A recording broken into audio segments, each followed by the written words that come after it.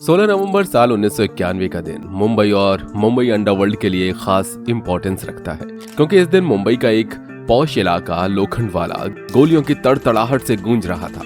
मुंबई के anti terrorist squad ने underworld के कुछ खतरनाक अपराधियों को लोखंडवाला कॉम्प्लेक्स में घेर रखा था। गोलियां दोनों तरफ से चल रही थीं। इस एटीएस को मुंबई पुलिस के अफसर ए खान लीड कर रहे थे। मुंबई पुलिस की हिस्ट्री में पहला ऐसा एनकाउंटर था जिसकी लाइव कवरेज मीडिया में चल रही थी। एनकाउंटर तो सक्सेसफुली कंप्लीट हो गया, लेकिन पुलिस टीम को शाबाशी मिलने की बजाय फजीहत मिलने लगी। आखिर क्यों लोग पुलिस टीम पर आरोप लगा रहे थे? ऐसी कौन सी सर्कमस्टेंसेस थीं जिनकी वजह से ये एनकाउंटर पुलिस के सिर का ताज बनने की बजाय पुलिस के गले की हड्डी बन गया? लगभग 3.5 घंटे तक चले इस डे लाइट एनकाउंटर में 1000 राउंड गोलियां चली और 150 पुलिस वालों की इन्वॉल्वमेंट रही। अब पुलिस वाले अगर एनकाउंटर करने के लिए आए हैं तो डेफिनेटली इसके लिए उन्हें ऊपर से ऑर्डर मिले होंगे, मगर ये ऊपर वाला कौन है और वो कहां से इन्हें ऑर्डर दे रहा है? ये एक सीक्रेट है जो आज आपके सामने रिवील होने जा रहा है। इस एनकाउंटर में अशोक नटकर्णी, माया डोलस, राजू पुजारी, दिलीप बुआ और अनिल पवार ये टारगेट थे। आपको बता दें कि दाऊद इब्राहिम गिरोह के ये टॉप शूटर्स में से थे। इनके एनकाउंटर के बाद पुलिस पर यह आरोप भी लगा था कि उनके फ्लैट में 70 लाख रुपए थे, जो पुलिस ने बरामद तो किए लेकिन शो नहीं किए। यह पहला ऐसा एनकाउंटर था जिसे कंप्लीट करने के लिए मुंबई पुलिस को बाकायदा एटीएस यानी एंटी टेररिस्ट स्क्वाड का गठन किया गया। लेकिन अगर आपने अब तक इस चैनल को सब्सक्राइब नहीं किया है तो सब्सक्रिप्शन का बटन दबाकर नोटिफिकेशन बेल को ऑन कर दीजिए, ताकि ऐसी ही रहस्य रोमांच से भरी सच्ची घटनाओं की इनसाइड स्टोरी आप तक पहुंचती रहे। लोखंडवाला एनकाउंटर की कंप्लीट इनसाइड स्टोरी जानने के लिए हम लिए चलते हैं 1980 से 1990 के दशक में। इन 10 सालों के बीच का समय मुंबई के लिए अंडरवर्ल्ड के खतरनाक खेल से भरा रहा। हर रोज सड़कों पर गैंगवार होती थी, खून बहता था और अंडरवर्ल्ड में वर्चस्व हासिल करने की इस लड़ाई में छोटा डॉन से लेकर बड़ा डॉन तक मौत के घाट उतार दिए जाते और अंडरवर्ल्ड में काम करने वाले शूटर्स और पंटरों जिंदगी पर हमेशा मौत की तलवार लटकती रहती थी। बदलते दौर में अंडरवर्ल्ड के काम करने का पैटर्न बदल रहा था। पुराने जमाने में हाजी मस्तान करीम लाला और वर्धा राजन मुरलियार अन्य वर्धा भाई के काम करने का पैटर्न डिफरेंट था। ये लोग अपने अपने एरिया में अपने अपने अवैध धंधे करते रहते थे, लेकिन अंडरवर्ल्ड में जब नई पीढ़ी ने सिर उठाना शुरू किया तो उसमें सबसे आगे नाम उछल कर आया दाऊद इब्राहिम कासकर का। उसका बड़ा भाई शब्बीर कासकर, मान्या सुरवे, छोटा शकील, छोटा राजन, बड़ा राजन जैसे लोग अंडरवर्ल्ड में अपना नाम बनाने में लगे हुए थे। इनके अवैध धंधे जुआ, सट्टा, इलीगल शराब का धंधा, विदेशी माल की तस्करी, गांजे की तस्करी के साथ साथ अवैध वसूली, एक्सटॉर्शन मनी, प्रोटेक्शन मनी के नाम पर पैसों की वसूली करने जैसे काम शामिल थे। इसके साथ साथ कंस्ट्रक्शन के बड़े कारोबारियों से वसूली, फिल्मी दुनिया में लफड़ेबाजी जैसे काम भी शुरू कर दिए गए थे। इन तमाम कामों के लिए देश के दूसरे स्टेट से भी लड़कों को बुलाया जाता, उनसे काम कराया जाता। इनमें से कुछ को काम के बाद वापस रवाना कर दिया जाता और कुछ लगातार अंडरवर्ल्ड में काम करते रहते। कुछ इसी तरह अंडरवर्ल्ड में माया डोलस और दिलीप बुआ जैसे लोगों की भी एंट्री हुई। अंडरवर्ल्ड की दुनिया में ये उस दौर के सबसे खतरनाक और सटीक शार्प शूटर हुआ करते थे। ये उस समय डी कंपनी के लिए काम किया करते थे। इनमें से माया डोलस का कैरेक्टर और नेचर बहुत ही डेंजरस था। माया डोलस 16 अक्टूबर साल 1966 में एक मराठी फैमिली में पैदा हुआ था। मुंबई के प्रतीक्षा नगर में पैदा हुए माया डोलस के पिता का नाम विठोबा डोलस था। बचपन में इसका नाम महेंद्र डोलस था, लेकिन इसकी मां रत्न प्रभा डोलस ने इसे एक और नाम दिया। दरअसल माया की मां ने अपने बेटे महेंद्र को मजाक मजाक में ही माया कह दिया। उसके बाद से ही इसका नाम फेमस होने लगा। आगे चलकर ये माया डोलस के नाम से ही फेमस हुआ। माया महेंद्र डोलस के 5 भाई बहन और थे, यानी माया को मिलाकर ये कुल 6 भाई बहन थे। स्कूल की पढ़ाई कंप्लीट करने के बाद माया डोलस ने ITI की पढ़ाई भी की। कहा जाता है कि माया डोलस के स्वभाव में एक अजीब सी सनक थी। वो जो भी करता बिना किसी डर के दिलेरी के साथ करता। जब इसकी उम्र 16 साल की थी तभी उसने अशोक जोशी गैंग को ज्वाइन किया। फिर गैंग के साथ मिलकर बड़े बड़े अपराध करने लगा। बड़ी ही जल्दी माया डोलस में गैंग में बाकी लोगों को पीछे छोड़ दिया, नंबर 1 शूटर बन गया। अशोक जोशी गैंग के साथ काम करते हुए मुंबई के मंजूर से गैंग को ऑपरेट करता था। फाइनली एक दिन अशोक जोशी गैंग और दाऊद इब्राहिम जयंती आपस में टक्कर हो गई।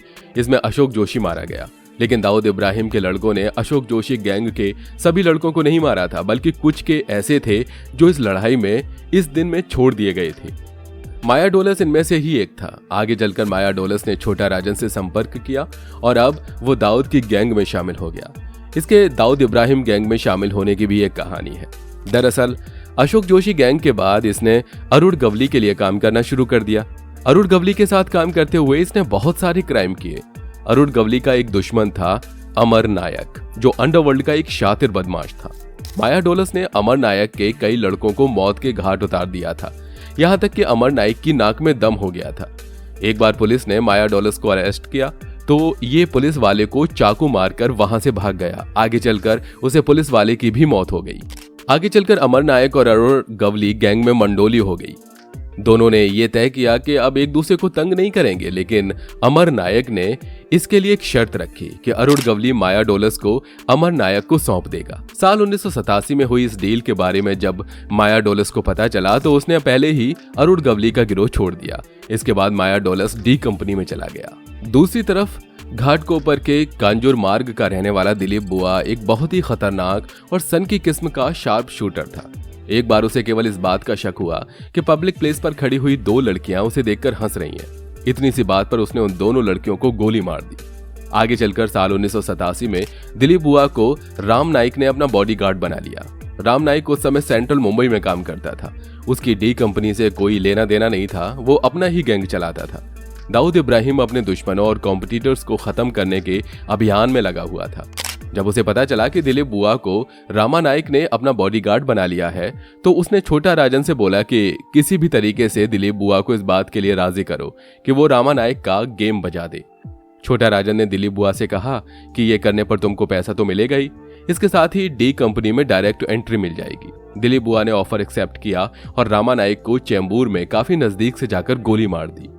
इसके बाद साल 1988 में माया डोलस और दिलीप बुआ एक साथ डी कंपनी के लिए काम करने लगे। ये वो दौर था जब मुंबई में दूसरे तमाम गैंग और गैंगस्टर खत्म हो गए थे। केवल दाऊद इब्राहिम का ही सिक्का चलता था, लेकिन दाऊद इब्राहिम और छोटा राजन भी दुबई में शिफ्ट हो गया था, जबकि मुंबई में उनका काम माया डोलस और दिलीप बुआ संभाल रहे थे। इस दौरान डी कंपनी की तरफ से जितने भी एक्सटॉर्शन के कॉल किए जाते थे, मर्डर किए जाते थे, वो तमाम काम माया डोलस उसके इशारे पर उसके ही लड़के करते थे या फिर वो दोनों खुद ही करते थे। इसी दौरान मुंबई के बांद्रा खार और अंधेरी में माया डोलस का गैंग सबसे बड़ा गैंग बन चुका था। इसी दौरान नॉर्थ मुंबई में आफ्ताब अहमद खान की पोस्टिंग हुई और उन्होंने जब मुंबई की सड़कों पर गैंगवार देखा तो इस पर कंट्रोल करने के लिए एटीएस यानी एंटी टेररिस्ट स्क्वाड का गठन किया। इसी दौरान मुंबई के बांद्रा में रहने वाले एक पंजाबी बिल्डर को माया डोलस एक्सटॉर्शन के लिए कॉल कर रहा था। उस बिल्डर को माया के अलावा दिलीप और रवि पुजारा भी एक्सटॉर्शन के लिए कॉल कर रहे थे। उस बिल्डर ने पहले पुलिस से मदद मांगी, लेकिन जब वो सेटिस्फाइड नहीं हुई तो उन्होंने सीधे सीधे दाऊद इब्राहिम को फोन मिलाया और उनसे कहा कि मैं आपको पैसे देने के लिए तैयार हूं, लेकिन अपने आदमियों से कह दीजिए कि वो मुझे एक्सटॉर्शन के लिए कॉल न करें। दाऊद इब्राहिम ने उस बिल्डर के ऑफर को एक्सेप्ट कर लिया और आगे से माया डोलस को वहां कॉल करने से मना कर दिया। लेकिन इसी बात से माया डोलस उसका माथा ठनक गया, क्योंकि वो काफी लंबे समय से अपने लड़कों के माध्यम से बिल्डर से संपर्क में था। ऐसा पहली बार नहीं हुआ था, जिसके पहले भी कई बार ऐसा हुआ कि माया डोलस और उसके लड़के एक्सटॉर्शन के लिए ज्वेलर्स और दूसरे बिजनेसमैन को कॉल करते थे, लेकिन एंड टाइम पर दाऊद इब्राहिम उन लड़कों को आगे से कॉल करने के लिए मना कर देता था और उन लोगों से डायरेक्ट पैसा ले लेता था। इसके बाद माया डॉलर्स और उसके गैंग ने एक डिसाइड किया कि अब वो डी कंपनी से अलग हटकर काम करेंगे और अपना ही गैंग चलाएंगे।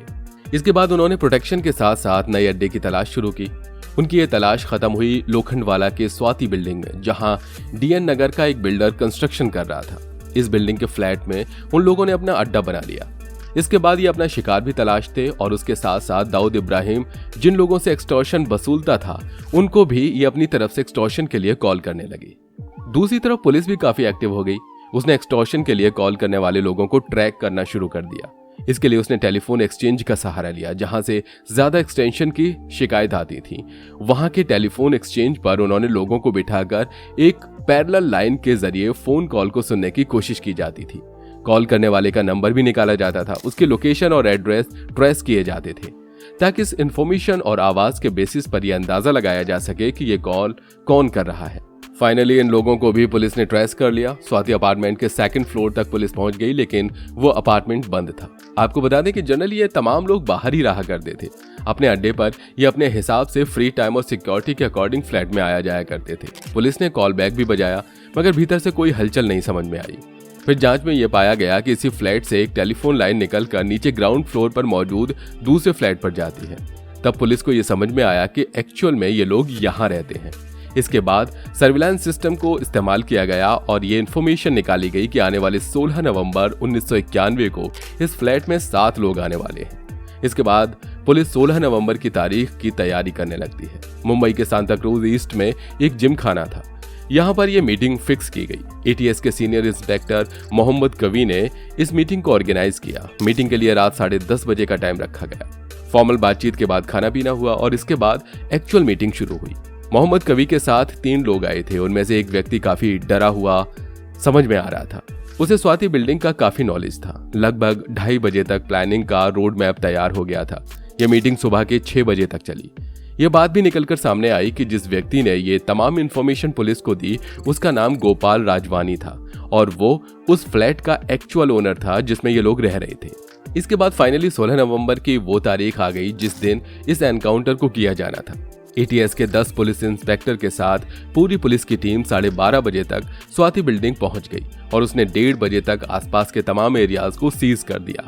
इस पूरे ऑपरेशन को इंस्पेक्टर मोहम्मद कवि लीड कर रहे थे। डिसीजन ये लिया गया कि इंस्पेक्टर कवि के साथ इंस्पेक्टर घराल और कांस्टेबल अंबरदास उस फ्लैट के दरवाजे पर जाएंगे, नॉक करेंगे और अंदर जो लोग हैं उन्हें सरेंडर करने की कॉल देंगे। पुलिस के 3 लोगों की ये टीम जैसे ही उस फ्लैट के दरवाजे पर पहुंची, दरवाजे पर पुलिस की टीम ने दस्तक दी, लेकिन भीतर से कोई जवाब नहीं आया। अचानक दरवाजे को चीरती हुई गोलियां चलाई गईं। पुलिस टीम नीचे की तरफ आ गई। गोलियों की ये बर्स्ट AK-47 से दागा गया था। इंस्पेक्टर मोहम्मद कवि के एल्बो में एक गोली लगी और एक उनकी जैकेट में अटक गई। उन्होंने बुलेट प्रूफ जैकेट पहन रखी थी, जबकि उनके पीछे आए इंस्पेक्टर घराल ने बुलेट प्रूफ जैकेट नहीं पहनी थी। एक गोली उनके कंधे पर लगी और आर पार हो गई। सामने से दिलीप बुआ फायरिंग कर रहा था। इस फायरिंग से पुलिस टीम पीछे हटी और वो नीचे की तरफ भागा, जबकि 2nd फ्लोर से निकलकर ये सारे के सारे बदमाश 3rd फ्लोर की तरफ चले गए।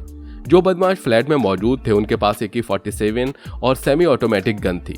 खुद माया डॉलर्स के पास इजराइल में बनी बेहतरीन पिस्तौल थी, जबकि पुलिस टीम के पास कार्बाइन और 9mm पिस्टल मौजूद थी। इसके बाद लगातार दोनों तरफ से फायरिंग शुरू हुई। 2 बजे ATS के आफ्ताब अहमद खान भी रिजर्व पुलिस फोर्स के साथ वहां पहुंच गए, जबकि मुंबई पुलिस के कमिश्नर कृष्णमूर्ति कंट्रोल रूम में बैठकर सारी सिचुएशन को वॉच कर रहे थे। श्री कृष्णमूर्ति एनकाउंटर स्पॉट की टीम से बात करना चाहते थे। वो चाहते थे कि सभी मुजरिमों को गिरफ्तार किया जाए, उन्हें जान से न मारा जाए, मगर कमिश्नर साहब अपने कर्मचारियों से कांटेक्ट नहीं कर पा रहे थे। इसलिए उन्होंने एक इंस्पेक्टर मिस्टर गोपसे को स्पॉट पर भेजा ताकि वो उनका मैसेज AA खान तक पहुंचा सकें। मिस्टर खान ने गोपसे के मैसेज को इग्नोर कर दिया और एनकाउंटर को कंटिन्यू किया। ऑपरेशन का 2nd राउंड शुरू हुआ। लगभग 4 बज चुके थे। इस समय दिलीप बुआ के पैर में गोली लगी थी। 3 गैंगस्टर मारे जा चुके थे और बाकी बचे गैंगस्टर को न्यूट्रलाइज करने की पूरी कोशिश की जा रही थी। आगे चलकर दिलीप बुआ की तरफ से फायरिंग बंद हो चुकी थी, उसे गोली लग चुकी थी, जबकि माया डॉलर्स पुलिस टीम को गालियां दे रहा था। फाइनली जब उसने देखा कि उसके तमाम साथी मारे जा चुके हैं और वो अकेला बचा है, तो वो बिल्डिंग से निकलकर भागता हुआ सामने आ गया। उसने दोनों हाथ उठा लिए और चिल्लाकर बोला कि मैं सरेंडर करना चाहता हूँ, मगर पुलिस टीम ने जैसे ही उसकी बात पर ध्यान ही नहीं दिया। अगले ही पल 100 राउंड गोलियां चली और माया डॉलर्स जमीन पर डोल गया। पोस्टमार्टम में माया डॉलर्स के शरीर में 100 गोलियां निकाली। 3rd फ्लोर पर दिलीप बुआ की डेड बॉडी मिली। अशोक नटकर्णी और रवि की बॉडी 2nd फ्लोर पर मिली। 5:15 बजे इस ऑपरेशन की आखिरी गोली चली थी। यह ऑपरेशन लगभग 3.5 घंटे चला। गैंगस्टर 5 थे, जबकि 7 डेड बॉडी रिकवर हुई थी। बताया जाता है कि इनमें से 2 सिविलियन थे। बताया जाता है कि उनमें से एक पुणे की यरवदा जेल का वार्डन था। जो दाऊद इब्राहिम के लोग जेल में बंद थे उन्हें वो फैसिलिटेट करता था, अधिकारियों को मैनेज करता था। तो माया डॉलर्स के पास वो रिश्वत लेने के इरादे से आया था। दूसरा व्यक्ति अनिल खूबचंदानी था, जिसका काम था माया डॉलर्स गैंग को नए शिकार की जानकारी देना।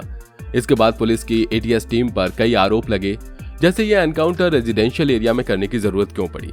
क्या ये एनकाउंटर दाऊद इब्राहिम के इशारे पर किया गया, क्योंकि दाऊद इब्राहिम इन लोगों की हरकतों से परेशान हो चुका था। क्या इस एनकाउंटर का इन्फॉर्मेशन इनपुट पुलिस को दाऊद इब्राहिम की तरफ से दिया गया था। पुलिस की तरफ से लगभग 450 राउंड फायर किए गए। इतने ज्यादा राउंड फायर करने की क्या जरूरत थी। बताया गया कि फ्लाइट में तलाशी के दौरान पुलिस को 70 लाख रुपए प्राप्त हुए, लेकिन पुलिस ने इन रुपयों की जब्ती नहीं बनाई। इस मामले की इंक्वायरी हुई, लेकिन पुलिस ऑफिसर्स को क्लीन चिट मिल गई। आगे चलकर आफ्ताब अहमद खान इस ऑपरेशन के हीरो बने, लेकिन उनके ऊपर करप्शन के साथ साथ जब बाबरी मस्जिद गिराए जाने के बाद जब मुंबई में राइट्स हुए थे, उस समय हिंदू मुसलमान के बीच फर्क करने का भी आरोप लगा। उनका प्रमोशन भी रोका गया। इन तमाम बातों से तंग आकर उन्होंने रिटायरमेंट से 6 साल पहले ही रेजिग्नेशन दे दिया। आपको क्या लगता है, क्या सचमुच माया डॉलर्स एनकाउंटर दाऊद इब्राहिम के इशारे पर किया गया था? ये थी माया डॉलर्स एनकाउंटर की पूरी कहानी। उम्मीद करते हैं कि वीडियो आपको पसंद आया होगा। इस पर आपकी राय का हमें इंतजार रहेगा। फिर मिलेंगे नई वीडियो में, तब तक के लिए जय हिंद, जय भारत, वंदे मातरम।